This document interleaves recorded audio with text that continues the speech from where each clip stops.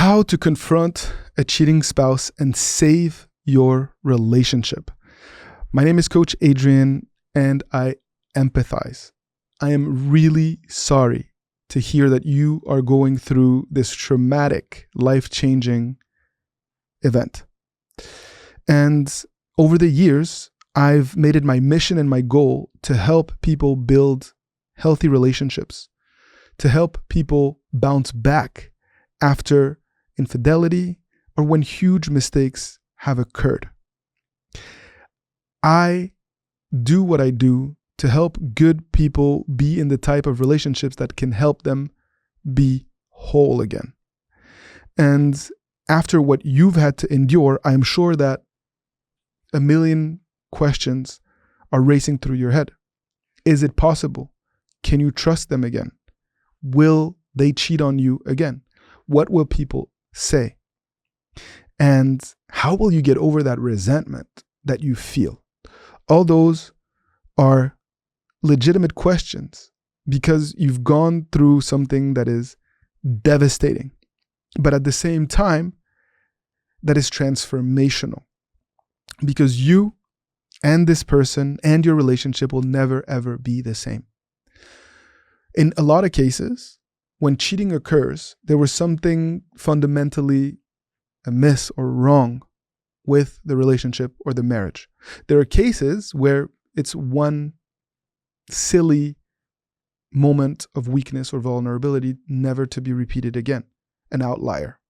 But in most cases, something is fundamentally wrong, whether it is acknowledged or not. Needs are not being met. People don't feel valued or seen or loved or cherished or appreciated. And so people go outside of their marriage to scratch an itch that sometimes has been there for months, if not years. And so through this crisis, we have the opportunity of putting everything on the table again and really having frank conversations, difficult conversations, but necessary conversations in order to be in a different type of relationship, one that can be more open and one where your needs can be met. But first, you need trust again. They need to make sure that they earn your trust again, because it would be foolish for you to just jump back into this relationship as if nothing had happened. More than foolish, it would be dangerous because in some ways you would be encouraging your significant other to transgress again. If there are no consequences for negative actions, then you're encouraging them to continue to step outside of the relationship. You need to value yourself. You need to overcome your fear of losing them. You cannot fight for someone that has cheated for you by begging and pleading and latching on if they tell you that they no longer want to be together. Of course, there's a lot at stake. Of course, it's not so easy. But self-respect and staying true to your values is essential in order to be in a healthy dynamic. So, first and foremost, we need to have an honest conversation with your significant other to find out what it is that they want, why this occurred, and where do we go from here. I want you to stay away from the blame game, from lashing out, and really from doing things that you will later regret. So I urge you to take time to process, take time to really make sure that you are also thinking about what it is that you want. Perhaps this has forever changed the way that you see this person, depending on what has happened, how long it's been going on for. You may not be willing and ready to try to repair this relationship. But perhaps it is in your best interest to do so. Perhaps past the pain and the hurt, there can be love and happiness and a stronger bond and a stronger connection there was prior to all of that. But what you want to really focus on is whether this person that cheated is willing to take accountability for themselves, for their actions. Are they actually showing remorse? Sustained remorse? Or are they blaming you? Are they putting everything back on you as if it was all your fault and that they did nothing wrong? That is a big red flag. And if that's how your significant other is reacting, I, as a relationship coach with experience in this matter, is telling you that you want to take a big step back and really reassess the long-term viability of this relationship. Of course, sometimes when people get caught and they're surprised and they're cornered, they may say things to try to deflect or to try to not be the bad guy. But if your significant other, if this person that you love has decency and values and respect for you, ultimately, they're going to acknowledge their shortcomings. They will have remorse. And if it's genuine and real, they're going to want to do something about it. They're going to take action to prove to you that they are worthy of your love, that they have changed, and that this will never, ever happen again. I have seen thousands of relationships be able to survive and thrive after infidelity. It is possible if both parties are committed, if you're willing to forgive, if you're willing to work on yourself, if they're willing to earn your trust again and to set healthier habits. From crisis can come amazing growth, transformation, and an opportunity at a different type of relationship.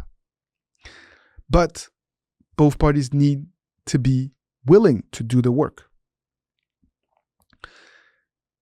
It's important for you to also look at the health of your relationship. What happened?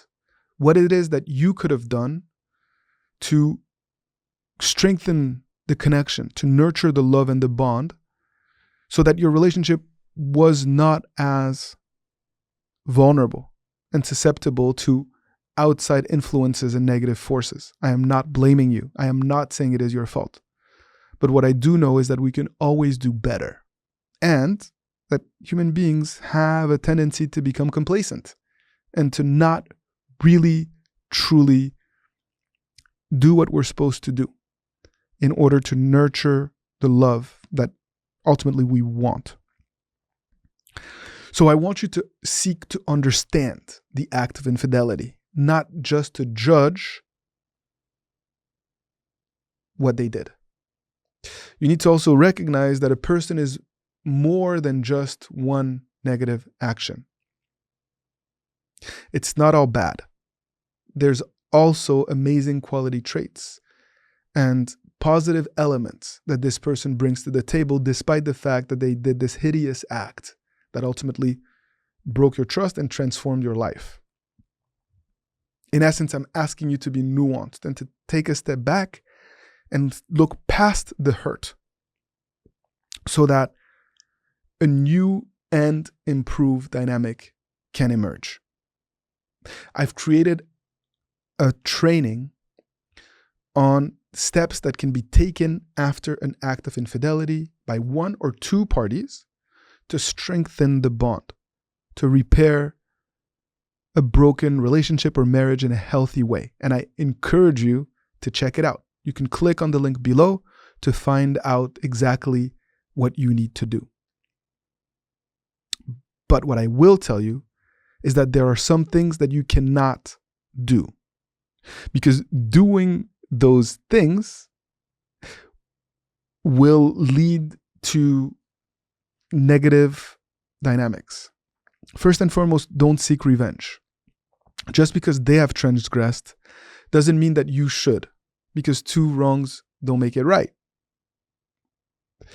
And if you try to hurt them because they have hurt you, you will also be contributing to the erosion of the trust in this dynamic. You want to take the high road, even though it's not easy.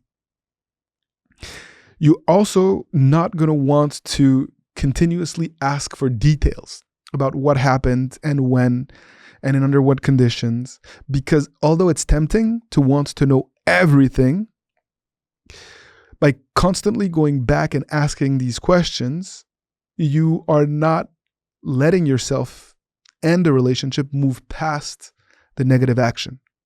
So of course you need to have some clarity as to what happened and why, but I don't want you to continuously ask questions, to continuously lash out and bring this person back to the mistake that they've made, because you are going to be going against the very notion of rebuilding a healthy dynamic.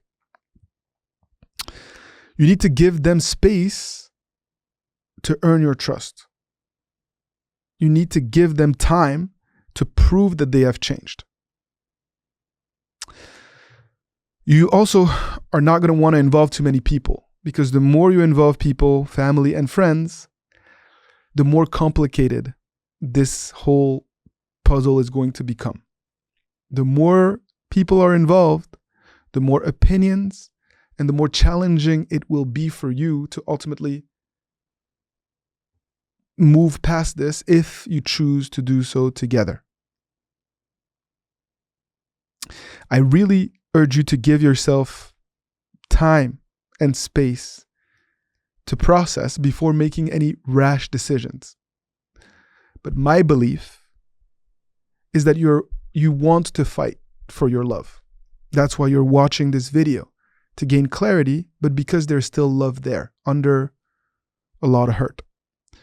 And so if you indeed want to fight for your relationship, if you believe that you can still be happy together, forget what people say.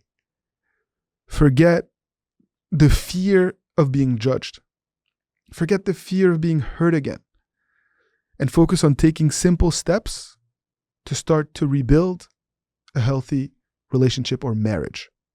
If along the way, this person proves to not be trustworthy or to not be willing to put in the work and to meet you halfway, then I will be the first one to tell you to let it go.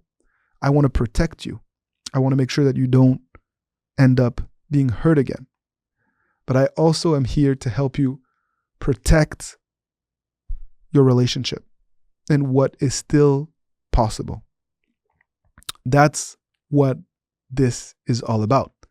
That's what fighting the good fight is all about, and why I do what I do. Because I understand that sometimes good people can make mistakes. We're not perfect as human beings. And if you want to work with me, know that you can book a coaching session. I could work with you. I could work with you guys individually as well, so that both of you are able to take steps towards rebuilding a healthy marriage or relationship, if that's what you guys truly want. I'm here for you.